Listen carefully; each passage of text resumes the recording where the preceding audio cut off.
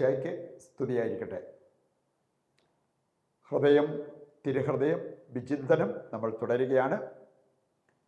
ഇന്ന് നാം ചിന്തിക്കുന്ന വിഷയം തിരുഹൃദയം എന്ന് പറഞ്ഞാൽ അനുപമമായ സ്നേഹം.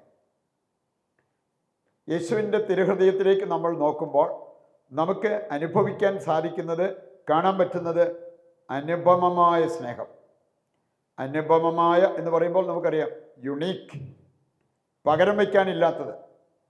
അങ്ങനെ ഒരു സ്നേഹം യേശുവിൻ്റെ തിരുഹൃദയത്തിലേക്ക് നോക്കുമ്പോൾ നമുക്ക് കാണാൻ പറ്റും. തിരുഹൃദയം റെപ്രസെൻ്റ് ചെയ്യുന്ന 3 പ്രധാനപ്പെട്ട കാര്യങ്ങൾ ഇതിനോടകം നമ്മൾ മനസ്സിലാക്കി കഴിഞ്ഞു. സ്നേഹം, വിശുദ്ധി, കരുണ. ഈ 3 കാര്യങ്ങളാണ് കർത്താവിൻ്റെ തിരുഹൃദയം പ്രതിനിധാനം ചെയ്യുന്നത്. ഇനി അതിൽ ഈ സ്നേഹത്തെക്കുറിച്ചാണ് നമ്മൾ ഇന്ന് ചിന്തിക്കുന്നത്. അനുപമമായ സ്നേഹം, അതാണ് തിരുഹൃദയ സ്നേഹം. ഇങ്ങനെ പറയാൻ നമുക്ക് സാധിക്കുന്നത് ഒരു വചനഭാഗം എടുക്കുമ്പോൾ നമുക്ക് മനസ്സിലാകും. യോഹന്നാന്റെ സുവിശേഷം 21-ാം അധ്യായം 15 മുതൽ വായിക്കുമ്പോൾ അവിടെ നമ്മൾ കാണുന്നത്, ഉത്ഥാനം ചെയ്ത കർത്താവ് പത്രോസുമായിട്ട് ഒരു സ്നേഹ സംഭാഷണത്തിൽ ഏർപ്പെടുന്നത്. പത്രോസിന് ഉത്ഥാനം ചെയ്ത കർത്താവ് പ്രത്യക്ഷപ്പെടുകയും ഒരു ചോദ്യം ചോദിക്കുകയും ചെയ്തു. യോനായുടെ പുത്രനായ ശിമയോനെ, നീ ഇവരെക്കാൾ അധികമായി എന്നെ സ്നേഹിക്കുന്നുവോ? അവൻ മറുപടി പറഞ്ഞു, ഉവ്വ് കർത്താവേ, ഞാൻ നിന്നെ സ്നേഹിക്കുന്നു. വീണ്ടും കർത്താവ് ഇതേ ചോദ്യം ചോദിക്കുന്നത് കാണാൻ പറ്റും. യോനായുടെ പുത്രനായ ശിമയോനെ, ഇവരെക്കാൾ അധികമായി നീ എന്നെ സ്നേഹിക്കുന്നു? അതിനും വളരെ സ്മാർട്ടായിട്ട് പത്രോസ് മറുപടി പറഞ്ഞു, ഉവ്വ് കർത്താവെ, ഞാൻ നിന്നെ സ്നേഹിക്കുന്നു. വീണ്ടും കർത്താവ് ചോദിച്ചു 3-ാം പ്രാവശ്യം, യോനായുടെ പുത്രനായ ശിമയോനെ, ഇവരെക്കാൾ അധികമായി നീ എന്നെ സ്നേഹിക്കുന്നുവോ? പത്രോസ് പറഞ്ഞു, കർത്താവെ, എന്താ പറയേണ്ടതെന്ന് എനിക്കറിയില്ല. ആദ്യത്തെ 2 പ്രാവശ്യം സ്മാർട്ടായിട്ട് വർത്തമാനം പറഞ്ഞവനാണ്, മറുപടി പറഞ്ഞവനാണ്. പക്ഷെ 3-ാം പ്രാവശ്യം പറയാണ്, I don't know what to say. എന്താ പറയേണ്ടത് എനിക്കറിയില്ല. പക്ഷേ കർത്താവ് പറഞ്ഞൊരു കാര്യം, നീ എന്നെ അനുഗമിക്കുക, ഫോളോ മീ. ആദ്യത്തെ 2 പ്രാവശ്യം സ്മാർട്ടായിട്ട് മറുപടി പറഞ്ഞിട്ട് പറയാതിരുന്നത് 3-ാമത്തെ പ്രാവശ്യം എന്താ പറയേണ്ടതെന്ന് എനിക്കറിയില്ല എന്ന് പറഞ്ഞപ്പോൾ കർത്താവ് പറഞ്ഞു, മതി, ഇതാണ് ഞാൻ ആവശ്യപ്പെട്ടത്.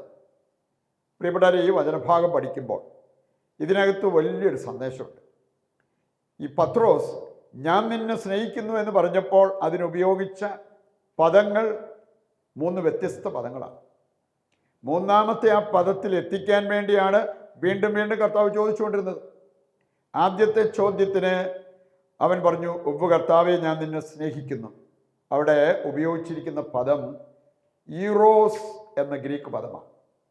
അത് സാധാരണ ഉപയോഗിക്കാറുള്ളത് ലൈംഗിക സ്നേഹം, സ്വാർത്ഥത നിറഞ്ഞ സ്നേഹം, ലൈംഗിക സുഖാസ്വാദനത്തിന് വേണ്ടി മൃഗങ്ങൾ പോലും ഇണചേരുന്നത് കാണാൻ പറ്റും.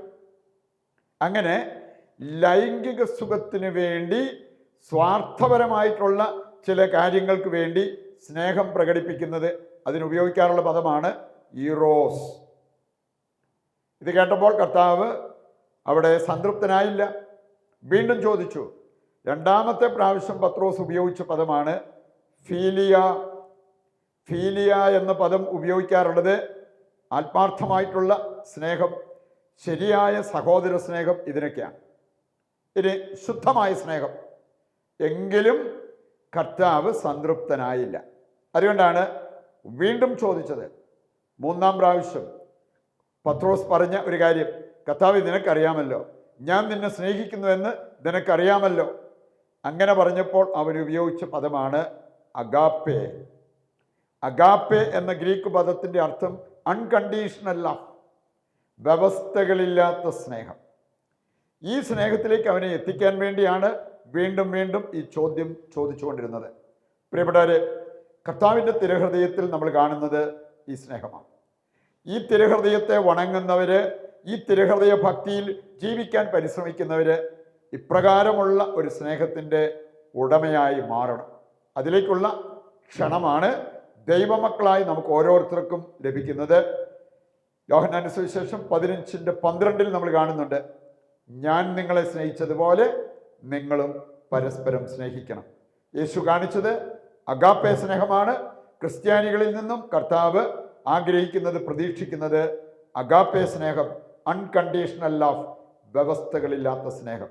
ഈ സ്നേഹത്തിൻ്റെ ഉടമകളാകുവാൻ ആഗ്രഹിച്ചുകൊണ്ട് നമ്മുടെ ജീവിതം കർത്താവിൻ്റെ തിരുഹൃദയത്തിൽ പ്രതിഷ്ഠിച്ച് പ്രാർത്ഥിച്ച് നമുക്ക് അഭിഷേകം പ്രാപിക്കാം.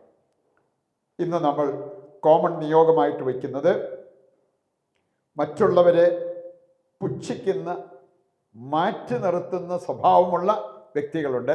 അവരുടെ മാനസാന്തരത്തിന് വേണ്ടി നമുക്ക് പ്രാർത്ഥിക്കാം.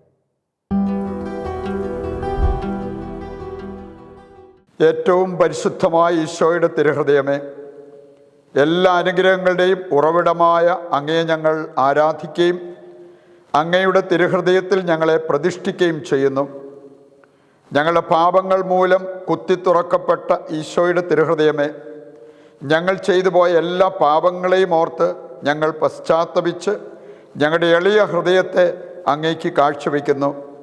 നല്ല ഈശോയെ, അങ്ങേക്ക് വേണ്ടി ജീവിക്കാനും അങ്ങയെപ്പോലെ എളിമയും ക്ഷമയും അനുസരണവും ഉള്ളവരാകാനും ഞങ്ങളെ അനുഗ്രഹിക്കണമേ.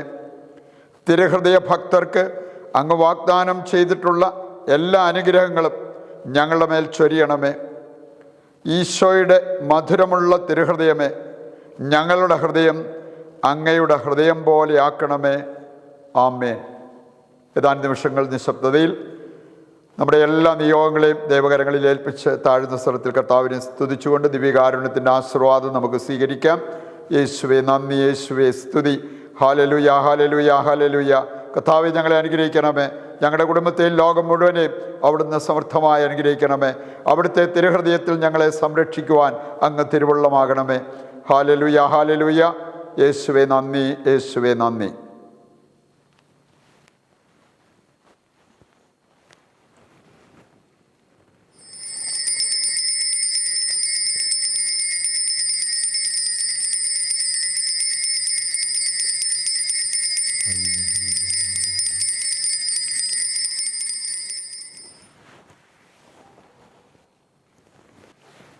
ഈശോ മിശിഹായ്ക്ക് സ്തുതിയായിരിക്കട്ടെ. ദൈവം നിങ്ങളെ സമൃദ്ധമായി അനുഗ്രഹിക്കട്ടെ.